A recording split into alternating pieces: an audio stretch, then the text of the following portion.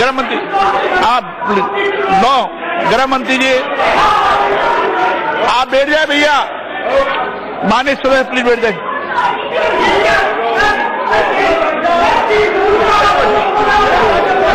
माननीय सदस्य एक मिनट गृह मंत्री जी, एक मिनट माननीय सदस्यगण, एक मिनट माननीय सदस्यगण प्लीज, एक मिनट। माननीय सदस्य इतना जोश मत खाया करो सदन में। मैंने परमिशन दिए आलूवालिया जी को। और सुनो, हाँ एक कानून बताऊं मैं आपको। हाँ आप प्लीज बैठ जाइए, प्लीज बैठ जाइए। मैं कई बार सदस्यों को वरिष्ठ सदस्यों को जो कानून की डिबेट, एक मिनट, कानून की जो डिबेट होती है, हाँ कानून, एक मिनट कानून की जब डिबेट होती है, एक मिनट, आपको नहीं बोलने देंगे क्या? अच्छा आप मुझे भी नहीं बोलने देंगे क्या? प्लीज बैठ जाइए, प्लीज बैठ जाइए, प्लीज बैठ जाइए, बैठ जाइए। माननीय सदस्यगण, मैं आप सबको बोलने की हमेशा अवसर देता हूं। कभी मैंने आपके अवसर को समाप्त नहीं किया, कभी भी किया है समाप्त, कभी पर्याप्त अवसर देता हूं। तो किसको अवसर देना है, किसको अवसर नहीं देना है, कुछ चीजें मुझे तय करने दिया करो। हमेशा अवसर देता हूं, कभी मैंने आपके अवसर को समाप्त नहीं किया, कभी भी किया है समाप्त, कभी पर्याप्त अवसर देता हूं। तो किसको अवसर देना है, किसको अवसर नहीं देना है, कुछ चीजें मुझे तय करने दिया करो। मैं माननीय सदस्य, आप जोश में बोल रहे हो, आपको ही कई बार नोटिस दिए बिना भी मैं मौका देता हूं, नियमों से परे भी मौका देता हूं। मैं माननीय गृह मंत्री से आग्रह करूंगा इस विषय पर आप भी बोल रहे हैं, आप भी बोलना, आपको माननीय सदस्य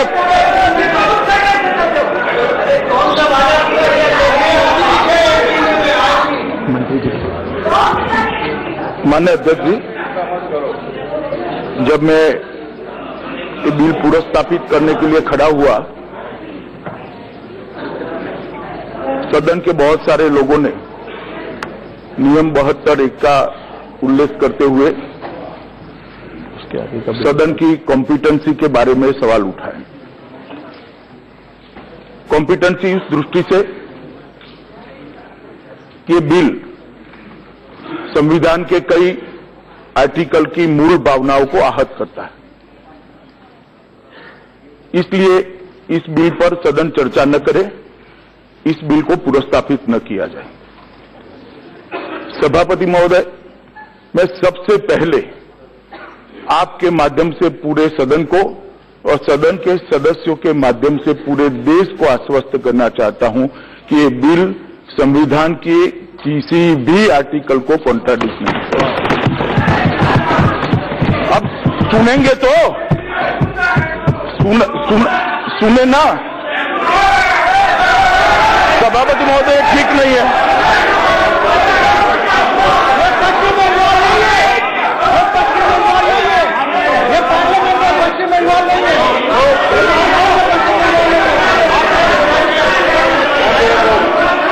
दादा बैठिए, दादा सदस्यगण, माननीय सदस्यगण, माननीय, अरे वो अटल जी,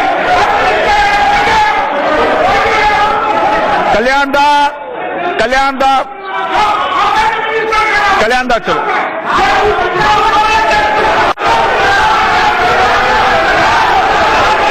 अरे बैठ जाओ भाई, बैठ जाओ।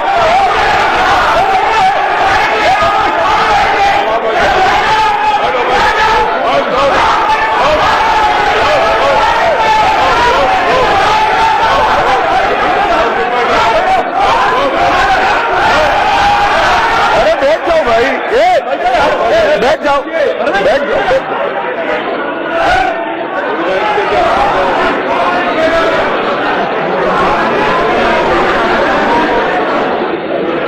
सभापति महोदय, मैं फिर से एक बार सदन के सभी सदस्यों को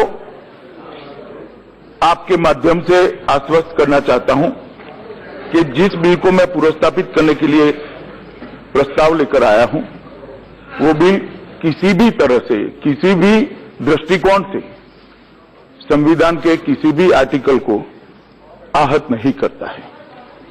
सबसे पहले अनुच्छेद 11 की बात करी। मेरा सबसे आग्रह है कि अनुच्छेद 11 को पूरा पढ़ लें। एक अनुच्छेद 11 का उपबंध में पढ़ना चाहता हूं। इस भाग के पूर्वगामी उपबंधों की कोई भी बात नागरिकता के अर्जन और संपत्ति के तथा नागरिकता के संबंधित अन्य सभी विषयों के संबंध में उपबंध करने की संसद की शक्ति का अल्पीकरण नहीं करेगी। सबका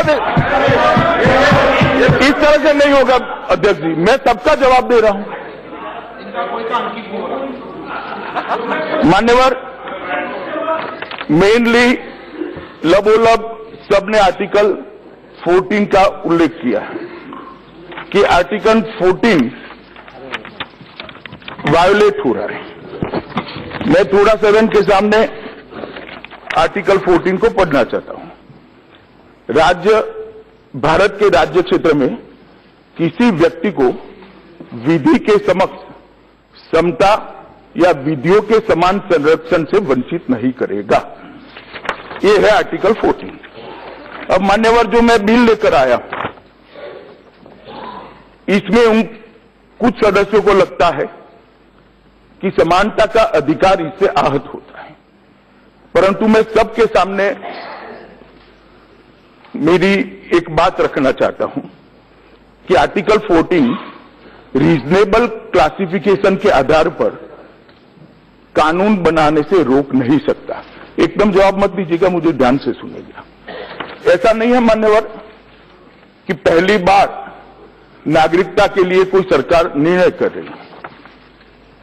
1971 में श्रीमती इंदिरा गांधी ने एक निर्णय किया कि बांग्लादेश से जितने भी लोग आए हैं, सारे लोगों को नागरिकता दी जाएगी। अब मुझे एक बात बताइए, तो फिर पाकिस्तान से आए हुए क्यों नहीं लिए? आप बैठिए। माननीय अध्यक्ष जी, ये ठीक नहीं है। मैं बताता हूं ना,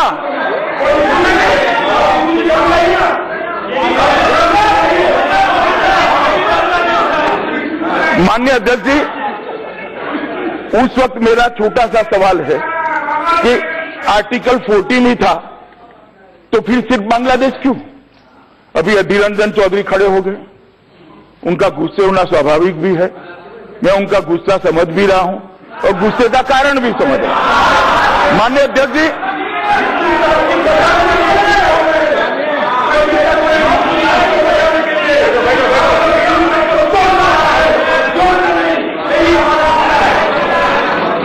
माननीय अध्यक्ष जी, ये कह रहे हैं कि ये तो बांग्लादेश से आए हुए लोगों को, तो ये भी बांग्लादेश से आए हुए लोगों के लिए भी है और नरसंहार रुका नहीं है। मान्यवर, 71 के बाद भी वहां अल्पसंख्यकों को चुन चुन कर प्रताड़ित करने की घटना हुई। मैं जब बिल का जवाब दूंगा,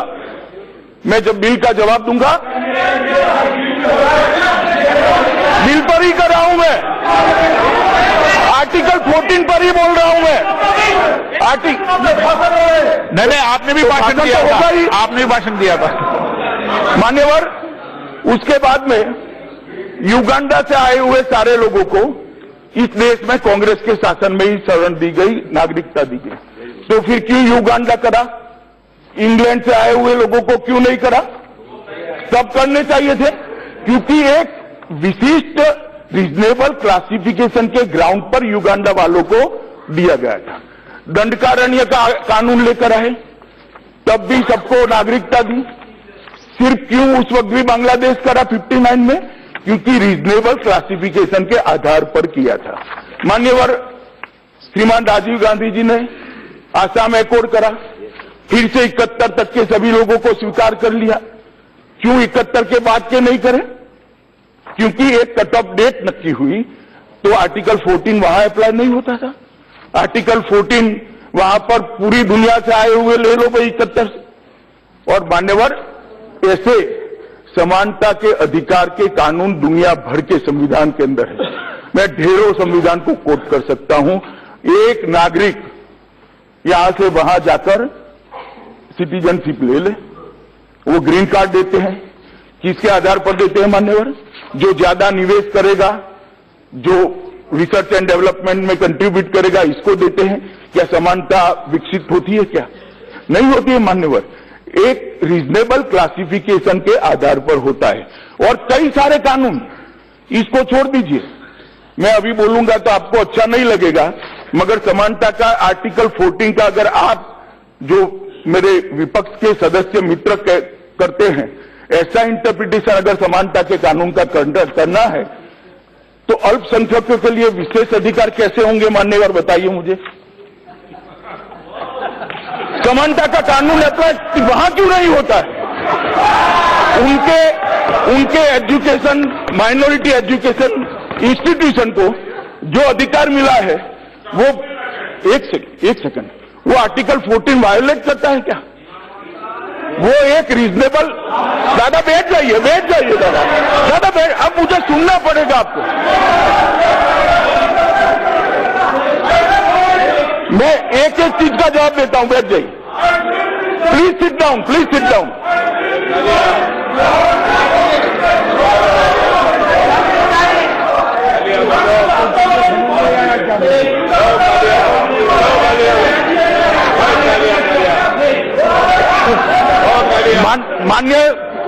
माननीय अध्यक्ष जी, मुझे ऐसे नहीं रोक सकते। ये सरकार को 5 साल के लिए चुना है, हमें सुनना पड़ेगा। इस तरह से नहीं चलेगा। माननीय अध्यक्ष जी, अब यहां पर, अब सुनो ना भाई, अब सुनो। माननीय अध्यक्ष जी,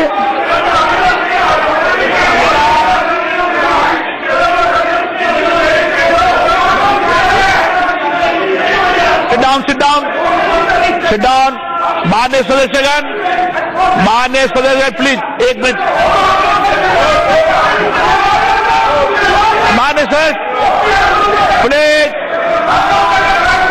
दादा कल्याण जी, माननीय सदस्य मत जवाब, आप शांत नहीं करना है, आपको भी करना। माननीय सदस्य,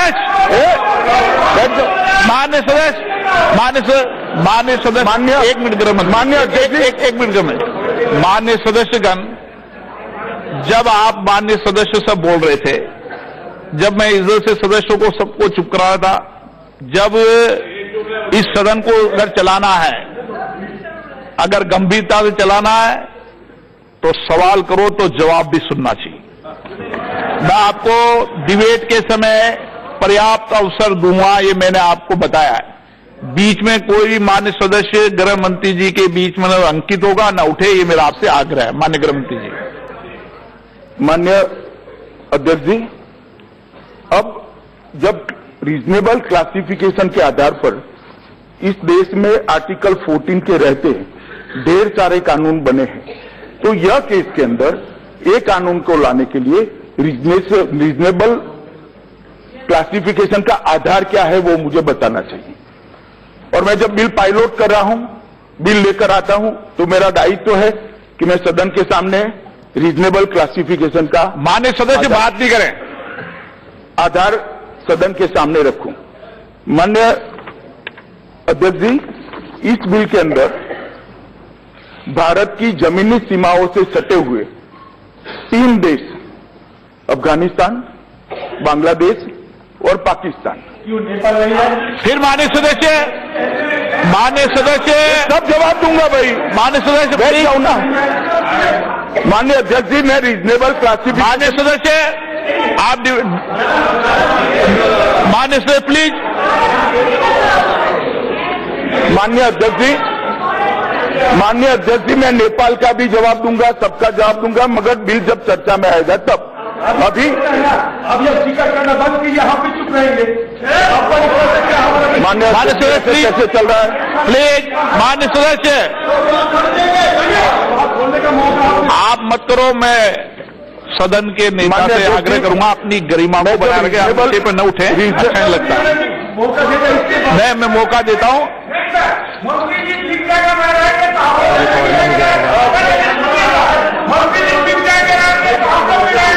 मंत्री जी वो लखन रेखा क्रॉस कर जाएंगे तो हम लोग भी नहीं चलेंगे, हम लोग भी करते ही रहेंगे, करेंगे और 5 बरस हम लोग अपोज करेंगे। दादा आज दादा जोश में क्यों? दादा संदेश पहुंच गया वहां तक आपका। धन्यवाद।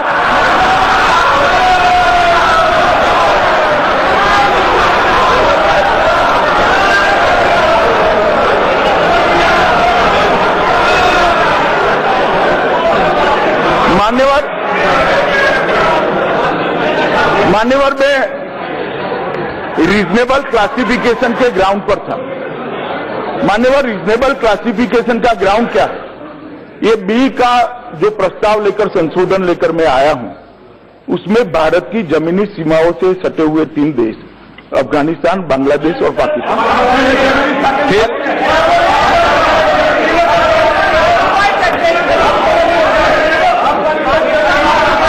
माननीय सबका अपना अपना मान्यवर इनको सभी सदस्य कह रहे हैं भारत की 106 किलोमीटर जमीनी सीमा अफगानिस्तान से सटी हुई है। क्या आप, मैं रिकॉर्ड पर कह रहा हूं, उकसाने से कुछ नहीं होगा, रिकॉर्ड की बात है, मैं भूगोल को जानता हूं इस देश की। जमीनी सीमा अफगानिस्तान से सटी हुई है। क्या आप, मैं रिकॉर्ड पर कह रहा हूं, उकसाने से कुछ नहीं होगा, रिकॉर्ड की बात है, मैं भूगोल को जानता हूं इस देश की, मैं इस देश की भूगोल को जानता हूं, मैं यही कहूं। मान्यवर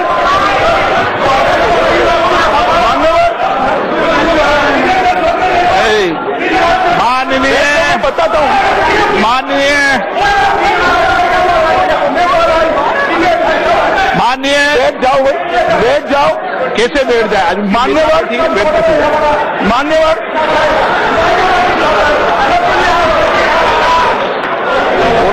मान्यवर मैं फिर से रिपीट करना चाहता हूं कि इस देश का 106 किलोमीटर का जमीनी सरहद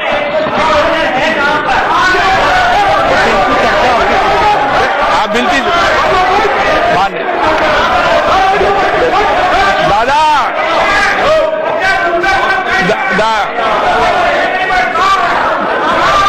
अरे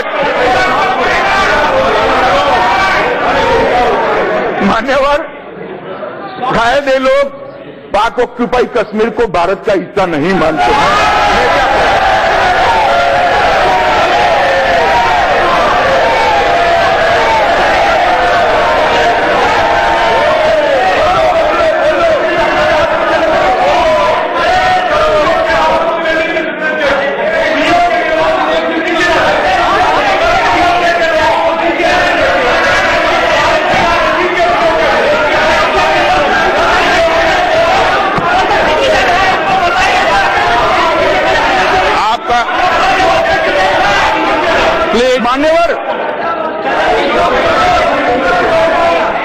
मान्यवर, मैं सभी सदस्यों को आपके माध्यम से विनंती करता हूं कि मेरे क्लासिफिकेशन की डेफिनेशन को जरा धैर्य से सुने। सिर्फ भौगोलिक आधार नहीं, सिर्फ भौगोलिक आधार नहीं है, बहुत सारी चीजें हैं ना। अरे वो भी एक है मान्यवर। अब ये जो 3 देश है, अफगानिस्तान, बांग्लादेश और पाकिस्तान, ये तीनों देश के संविधान को हमने बारीकी से देखना पड़ेगा अगर इस बिल के तत्वों को समझना है। अखिलेश जी जल्दी समझ में नहीं आएगा।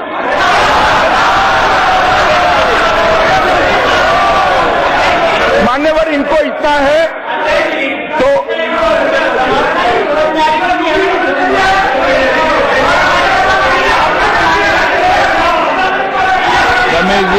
मान्यवर, अफगानिस्तान का संविधान, मान्यवर, अफगानिस्तान का संविधान, इस्लामिक रिपब्लिक ऑफ अफगानिस्तान का संविधान, उसका अनुच्छेद 2 पवित्र धर्म इस्लाम, इस्लाम रिपब्लिक ऑफ अफगानिस्तान का धर्म है, मतलब स्टेट का एक धर्म है। Pakistan, Islamic Republic of Pakistan, इसके अनुच्छेद 2 को देखिए, इसमें प्रावधान है पाकिस्तान राज्य का धर्म इस्लाम होगा। बांग्लादेश, बांग्लादेश के अनुच्छेद 2 क में रिपब्लिक राज्य बांग्लादेश का धर्म इस्लाम है। मैं इसलिए ये तीनों पड़ोसी देश के धर्मों का जिक्र करने वाला हूं, कर रहा हूं मान्यवर, क्योंकि ये जो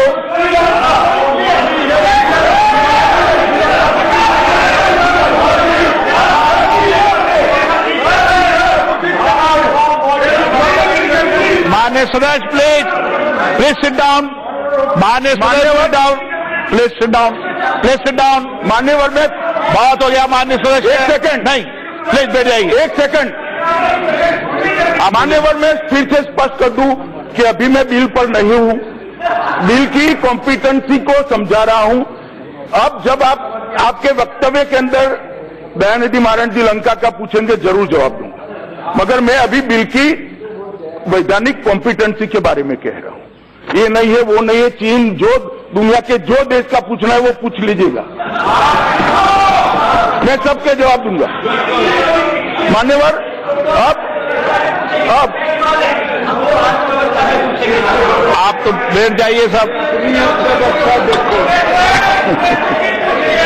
मान्यवर, ये तीनों जो देश है, ये तीनों देश के संविधान के अंदर वो राज्य का धर्म का जिक्र है। अब पार्टीशन के वक्त शरणार्थियों का यहां से वहां जाना, वहां से यहां आना हुआ, उस वक्त नेहरू लियाकत समझौता हुआ 1950 में। मैं इस पर डिटेल में बताऊंगा, मगर नेहरू लियाकत समझौते के अंदर उस वक्त दोनों पाकिस्तान थे, पूर्व पश्चिम और भारत, उसके बीच में समझौता हुआ। इसमें दोनों देशों ने अपने यहां माइनॉरिटी के संरक्षण की व्यवस्था का गारंटी दिया। दुर्भाग्य से यहां पर इसकी अनुपालना ढंग से हुई और ये तीनों राज्यों के अंदर माइनॉरिटी पर, मैं जब बिल पर आऊंगा तब बताऊंगा मान्यवर, इतने अत्याचार हुए, इतने अत्याचार, और वो अत्याचार के मारे, धार्मिक प्रताड़ना के कारण हिंदू, मुस्लिम, सिख, जैन, पारसी और क्रिश्चियन, हिंदू, मुस्लिम, मानिए आपको भी आप एक मिनट अधिरंजन जी प्लीज को मत पकड़े दानी चली। क्या आप कहना चाहते हैं पाकिस्तान में मुसलमान पर अत्याचार होगा, बांग्लादेश में मुसलमान पर अत्याचार होगा? कभी नहीं हो सकता। मान्यवर, हिंदू, मैं फिर से रिपीट कर देता हूं मान्यवर, एक मिनट माननीय सदस्य, एक मिनट इसमें अधीर मत होइए अधिरंजन जी, बैठिए जरा। हाँ बोले आप, एक भाषण का समय आएगा। पाकिस्तान में किया एक मिनट मान्यवर, ये सारी चीजों का मैं जवाब दूंगा। माननीय प्लीज मान्यवर, ये तीनों राष्ट्रों के अंदर हिंदू, बुद्ध, सिख, जैन, पारसी और क्रिश्चियन, ये 6 मत के धर्म के पालन करने वालों के साथ धार्मिक प्रताड़ना हुई है। ये बिल जो मैं लेकर आया हूं, बैठ जाइए प्लीज, बैठ जाइए मान्यवर, प्लीज। मान्यवर, जो बिल लेकर मैं आया हूं, मान्यवर, जो मैं बिल लेकर आया हूं, वो पॉजिटिव डायरेक्शन के आधार पर धार्मिक रूप से प्रताड़ित अल्पसंख्यकों को शरण में लेने का बिल है, उनको नागरिकता देने का। मान्यवर, यहां कहा कि मुस्लिमों के अधिकार ले लिए। इस बिल ने किसी मुस्लिम के अधिकार नहीं। हमारे एक्ट के मुताबिक कोई भी एप्लीकेशन कर सकता है। ढेर सारे लोगों को नागरिकता दी भी है और ढेर सारे लोगों को भविष्य में भी मिलेगी। नियमों के अनुसार एप्लीकेशन करेंगे, ये सबको मिलेगा। एक मिनट, एक मिनट,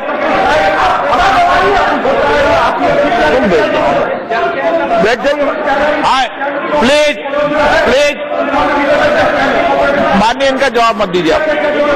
मान्यवर, अब ये इतना बोल रहे हैं, मैं कह दूं, ये बिल की जरूरत क्यों पड़ी है? जब देश का आजादी मिला तब धर्म के आधार पर विभाजन अगर कांग्रेस पार्टी न करती तो ये बिल की जरूरत न पड़ती। किसने किया धर्म के आधार पर विभाजन? किसने किया धर्म के आधार पर विभाजन? इस देश का विभाजन धर्म के आधार पर कांग्रेस पार्टी ने किया है, हमने नहीं किया है। धर्म के आधार पर विभाजन कांग्रेस पार्टी ने किया है। मान्यवर, उनको सुनना पड़ेगा, ये इतिहास है, इसको सुनना पड़ेगा। मान्यवर, इस देश का विभाजन, माननीय, आपका अंकित हो रहा है। माननीय गृह मंत्री जी, आपका अंकित हो रहा नहीं हो रहा होगा।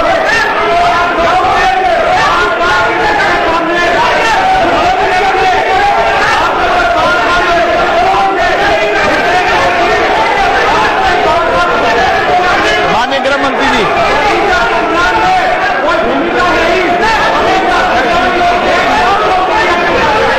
सुनना पड़ेगा सब उनको।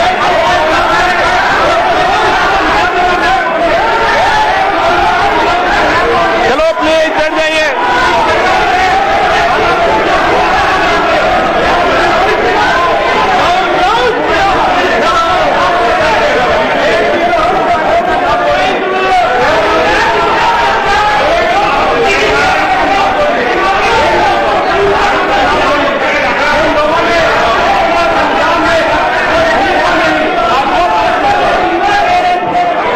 बैठ जाओ प्लीज। माननीय सभापति महोदय, ये तीनों राष्ट्रों के अंदर जो धार्मिक प्रताड़ना के आधार पर 6 धर्म समुदाय जिसका मैंने नाम कहा, वो लोग भारत में आए हैं, उन लोगों को भारतीय नागरिकता देने के लिए प्रस्ताव है। This is reasonable ground for classification, और ये रीजनेबल ग्राउंड ऑफ क्लासिफिकेशन के आधार पर आर्टिकल 14 को ये बिल आहत नहीं करता है। मान्यवर, मैं फिर से एक बार कहता हूं कि ये 3 राष्ट्रों से भी अगर कोई मुस्लिम सज्जन हमारे कानून के आधार पर एप्लीकेशन करता है तो ये देश खुले मन से इस पर विचार करेगा, परंतु उन लोगों को ये जो प्रावधान होने जा रहा है इसका फायदा इसलिए नहीं मिल सकता मान्यवर, क्योंकि उनके साथ धार्मिक प्रताड़ना नहीं हुई है। ये निश्चित क्लासिफिकेशन के आधार पर बिल लेकर आया हूं मान्यवर।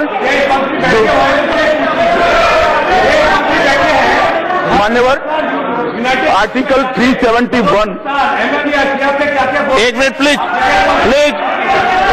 मान्यवर, आर्टिकल 371 का जिक्र किया। मैं आपको कहना चाहता हूं कि आर्टिकल 371 के किसी भी प्रोविजन को ये बिल वायोलेट नहीं करेगा, इसको आहत नहीं करेगा, वो 10 के 10 वहां रहेगा।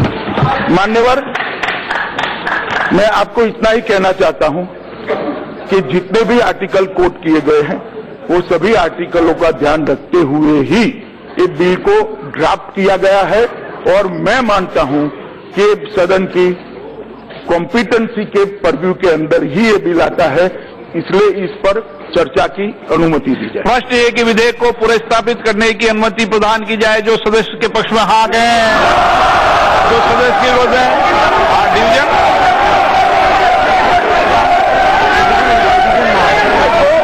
पुनर्स्थापित करता हूं, लॉबी खाली की जाए। लॉबी खाली की जाए।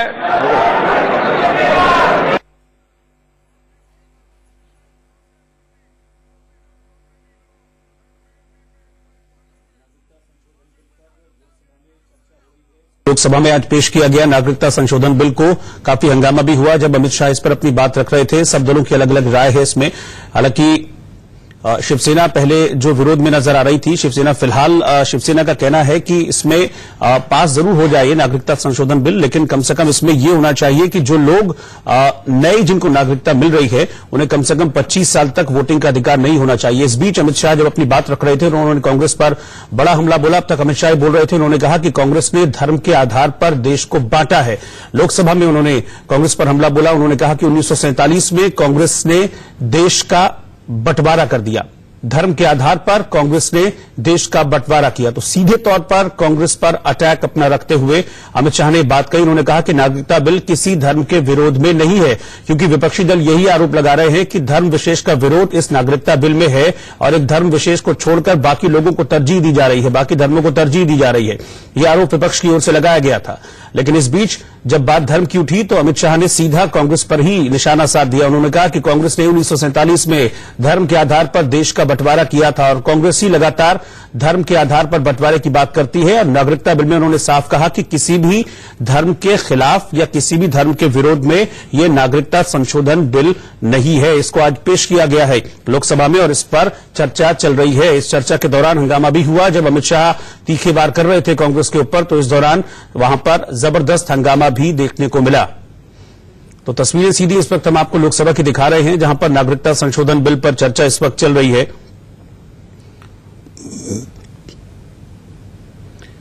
अमित शाह ने कहा कि जो नया बिल है ये किसी भी आर्टिकल का उल्लंघन नहीं करता है, किसी भी धर्म के पक्ष में ये बिल नहीं है, क्योंकि नागरिकता संशोधन बिल में कहा गया कि ऐसे अल्पसंख्यक, ऐसे लोग जो अलग देशों में रहते हैं और धर्म के आधार पर उनसे भेदभाव किया जाता है, ऐसे लोगों को देश में नागरिकता दी जाए। पहले ये 11 साल था कि 11 साल अगर कोई कहा गया कि ऐसे अल्पसंख्यक, ऐसे लोग जो अलग देशों में रहते हैं और धर्म के आधार पर उनसे भेदभाव किया जाता है, ऐसे लोगों को देश में नागरिकता दी जाए। पहले ये 11 साल था कि 11 साल अगर कोई रह ले तो फिर उसको नागरिकता मिलती थी।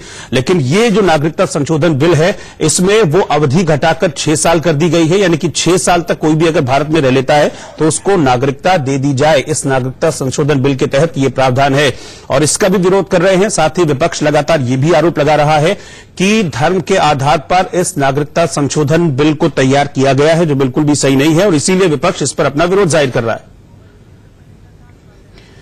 और इस बीच आपको बता दें कि एआईएमआईएम के सांसद असदुद्दीन ओवैसी ने इस पर क्या कहा वो आपको दिखाते हैं।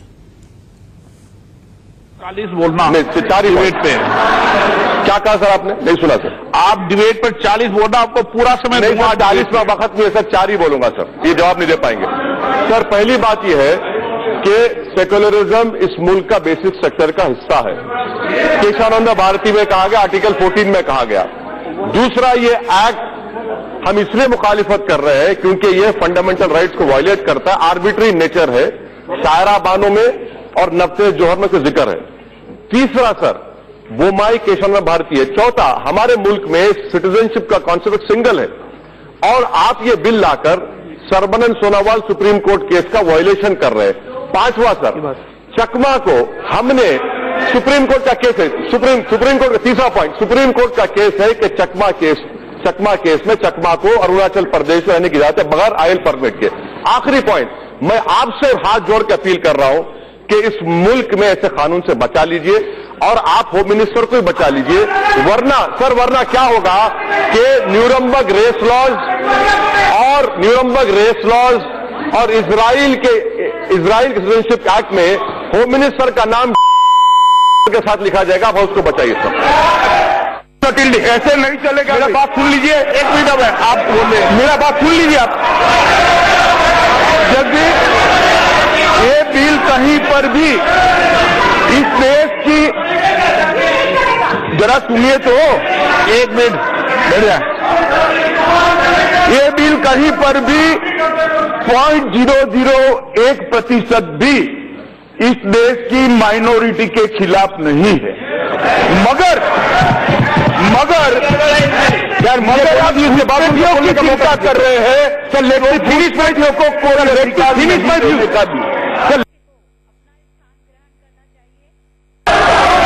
सदन को ये बिल को पर चर्चा करने का अधिकार है या नहीं है, इस पर भी चर्चा हो सकती है। इसके मेरिट पर चर्चा। तो मैं महासचिव मतदान बटन को एक्टिवेट करूंगी, जिसके पश्चात माननीय अध्यक्ष के आसन के दोनों ओर डिस्प्ले बोर्डों के ऊपर लाल बल्ब जलेंगे और इसके साथ साथ गोंग की ध्वनि भी सुनाई देगी। मतदान के लिए माननीय सदस्य केवल गोंग की ध्वनि के पश्चात ही 2 बटन एक साथ दबाएंगे। इस बात को मैं पुनः दोहराना चाहूंगी कि केवल गोंग की साउंड के बाद ही दोनों बटन दबाए जाएं। प्रत्येक माननीय सदस्य के सामने हेडफोन प्लेट पर लगा वोट बटन और सीट की डेस्क के सबसे ऊपर लगे निम्नलिखित बटनों में से कोई एक बटन। यदि आप हाँ कहना चाहते हैं तो हरा रंग का बटन दबाएंगे, नहीं कहना चाहते हैं तो लाल रंग का, और यदि मतदान में भाग नहीं लेना चाहते हैं तो पीले रंग का।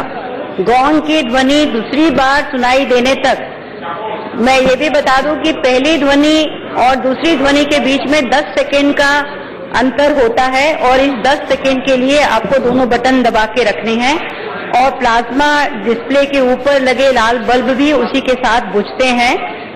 तब तक दोनों बटनों को दबाए रखना अनिवार्य है। माननीय सदस्य कृपया नोट करें कि उनके मत दर्ज नहीं होंगे यदि गोंग की ध्वनि सुनने के पहले उन्होंने बटन दबा दिया हो और दूसरी गोंग ध्वनि सुनाई देने तक दोनों बटन लगातार दबाकर नहीं रखे गए हों। माननीय सदस्य माननीय अध्यक्ष के आसन के दोनों तरफ स्थापित डिस्प्ले बोर्डों पर अपना मत देख सकते हैं। मत रजिस्टर नहीं होने की दशा में वे पर्ची के माध्यम से भी मतदान कर सकते हैं। धन्यवाद। एक सूचना देना चाहता हूं, श्री प्रिंस राज जिन्हें अभी तक विभाजन संख्या आवंटित नहीं हुई है, उनको सीट पर पक्ष विपक्ष में मुद्रित पर्ची अपना मतदान रिकॉर्ड कराने के लिए दी जाएगी। वे पर्ची पर विनिष्ट स्थान पर अपना नाम, पहचान पत्र संख्या, निर्वाचन क्षेत्र, राज्य और दिनांक को स्पष्ट लिखकर और पर्ची पर हस्ताक्षर करके अपनी इच्छानुसार मतदान करें। यदि माननीय सदस्य मतदान में भाग नहीं लेना रिकॉर्ड करना चाहते हैं तो मतदान में भाग नहीं लेना वाली पर्ची की मांग कर सकते हैं। प्रश्न है कि विधेयक को पुनर्स्थापित करने की अनुमति प्रदान की जाए। जो सदस्य इसके पक्ष में हाँ कहें, जो सदस्य विरोध में ना कहें। मेरे विचार में अब मतदान अब मैं प्रोसेस स्टार्ट करूंगी। आप गोंग की ध्वनि सुनने के पश्चात ही बटन दबाएं।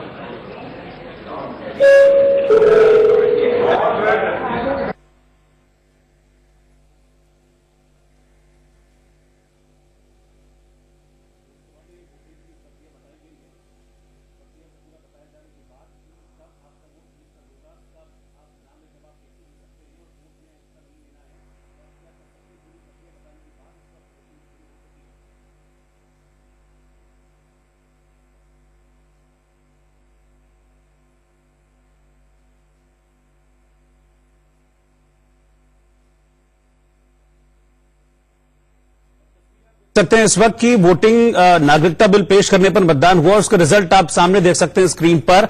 यस में 293 वोट पड़े हैं, जबकि नो में 82 वोट पड़े हैं और टोटल 375 सदस्य इस वक्त हैं जिन्होंने वोट किया है। ये जो वोट मीटर इस वक्त लगा हुआ है लोकसभा में, वो ये बता रहा है नागरिकता बिल पेश करने पर मतदान चल रहा है और इसकी सीधा प्रसारण है वो इस वक्त हम आपको टेलीविजन स्क्रीन पर दिखा रहे हैं।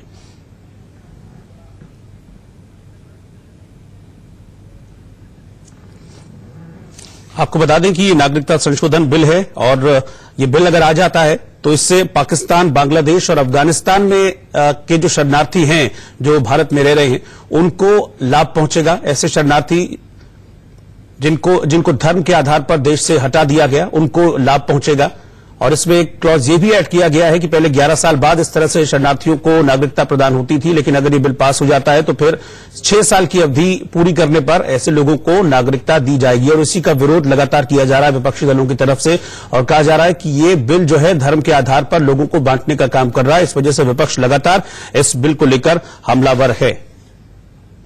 और इस बीच आपको बता दें कि 293 सदस्यों ने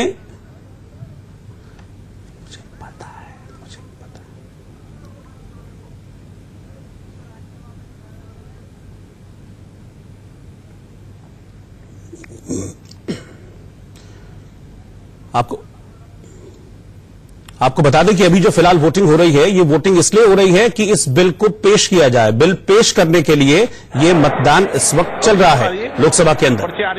और इसके नतीजे जो हैं वो हम आपको बता रहे हैं कि विरोध में 82 सदस्यों ने वोट किया है, 293 सदस्यों ने पक्ष में मतदान किया है। टोटल 375 सदस्य हैं जिन्होंने मतदान किया है। इस वक्त रोहित विश्वकर्मा मेरे साथ इस वक्त जुड़ रहे हैं। रोहित, मतदान चल रहा है नागरिकता बिल पेश करने को लेकर लोकसभा में हंगामा काफी हुआ था, लेकिन अब मतदान हो रहा है। इन पर जो देख रहे हैं अंक, वो अंक फाइनल नहीं है। ये अंक जो आए हैं इसमें भी लोकसभा स्पीकर इसमें पर्ची से हुए मतों को भी जोड़ेंगे और जोड़ने के बाद आखिर होंगे पीसीआर से कहेंगे कि लोकसभा स्पीकर के ऑडियो को अप रखें ताकि दर्शकों को उनकी आवाज सुनाई दे और फिर मैं अपने आप बीच में बताता रहूंगा कि क्या क्या हो रहा है क्या नहीं हो रहा है।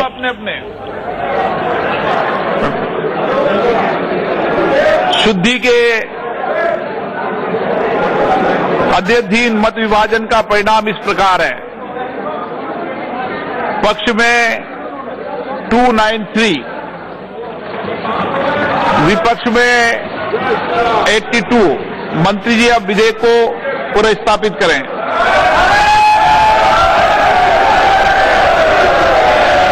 महोदय, मैं विधेयक को पुनर्स्थापित करता हूं।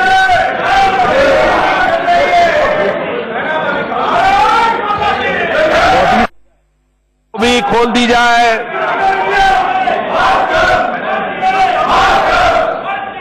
Item number 7 Shri doctor Jaishankar ji. किया जाए ना किया जाए, अब लोकसभा में बिल पास करने के लिए, बिल पेश करने के लिए पास कर दिया गया है और अब इस वक्त दरवाजे खोलने के बाद अब विदेश मंत्री इस बिल के समर्थन में अनुमोदन कर रहे हैं, जिसके बाद इस बिल पर बहस शुरू होगी।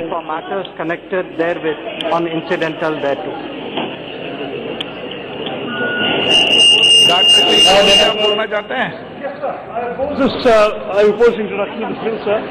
Give me 1 second, just find the exact note. स्पष्ट है कि विधेयक को पुनर्स्थापित करें। So I'm saying, sir, the basic issue is that the Supreme Court has ruled that death penalty can only be in the rarest of rare cases, whereas this bill has an automatic provision for death penalty to be applied, sir. Secondly, you're putting the country in a situation where we will make it will be impossible for us to be able to get the cooperation of foreign countries because of the automaticity implicit here. Therefore, we need a bill which does not involve the violation of the constitutional principle of not having the death penalty. That is the issue, sir. I therefore oppose the bill. तो bill पेश किया जाए नहीं, इसके लिए मतदान हुआ और बिल पेश किए जाने के पक्ष में 293 वोट पड़े हैं। और आपको बता दें कि ये बिल अब लोकसभा में पेश किया जाएगा और जैसा कि बताया गया कि उसके बाद इस बिल पर चर्चा होगी। एक छोटे से ब्रेक के लिए यहां पर रुक रहे हैं, लौट रहे हैं फौरन वापस।